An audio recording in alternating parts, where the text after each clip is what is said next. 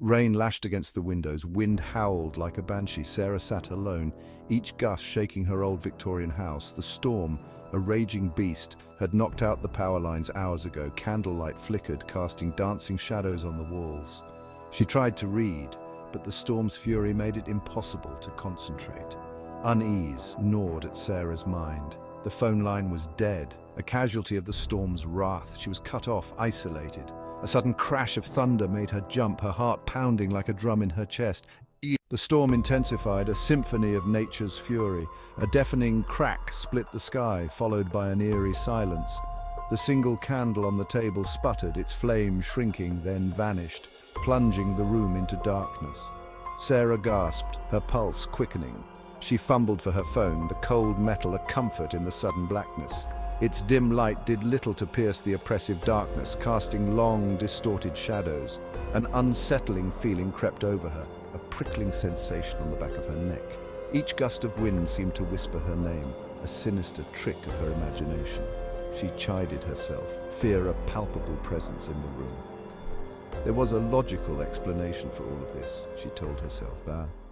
A loud, insistent knocking echoed through the house, jolting Sarah from her thoughts, her heart hammered in her chest. Who would venture out on a night like this? She froze, listening intently. The knocking came again, this time from the back door. Clutching her phone like a lifeline, Sarah cautiously made her way through the darkened house.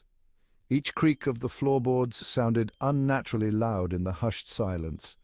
Her hand trembled as she reached the back door, her heart pounding against her ribs.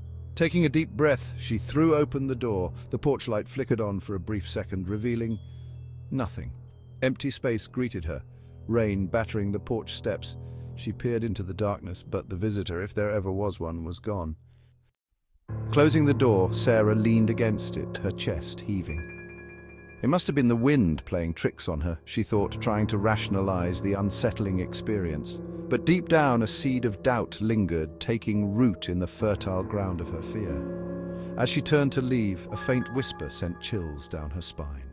It seemed to come from the empty hallway behind her, a barely audible murmur.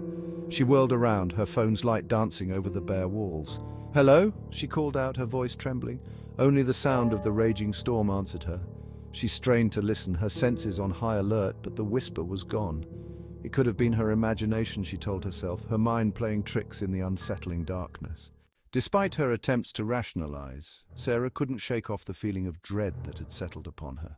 The whispers, the knocking, the fleeting glimpse of movement, her usually logical mind struggled to find explanations. Determined to prove her mounting fear unfounded, she decided to check the house, room by room. Phone held tightly, she moved through the darkened rooms, her heart pounding a frantic rhythm against her ribs. Each creak of the floorboards, every rustle of wind against the window panes sent shivers down her spine. She checked closets, under beds, behind furniture. All the while, that nagging feeling of being watched intensified. The house, usually a haven of comfort, felt alien, filled with unseen eyes. The air grew thick with tension, the silence punctuated by the storm's fury and the frantic beating of her own heart. Finally, she reached the attic door, its paint peeling, a testament to the house's age. As she reached for the handle, a cold gust of wind slammed the door shut. She gasped, her breath catching in her throat. This was more than just an old house settling. Summoning her courage, Sarah threw open the attic door. A musty smell wafted out, tinged with something unidentifiable, unsettling. She shone her phone's light into the darkness, revealing a dusty, cobweb-filled space. And then she saw it. Standing behind her, reflected in an old tarnished mirror, was a figure. Tall, gaunt, with eyes that glinted in the dim light. It wasn't a reflection of her. She was alone in the house. A scream caught in her throat as she turned to face the intruder, but the figure was gone. The attic was empty except for her, and the chilling realization that she was not alone.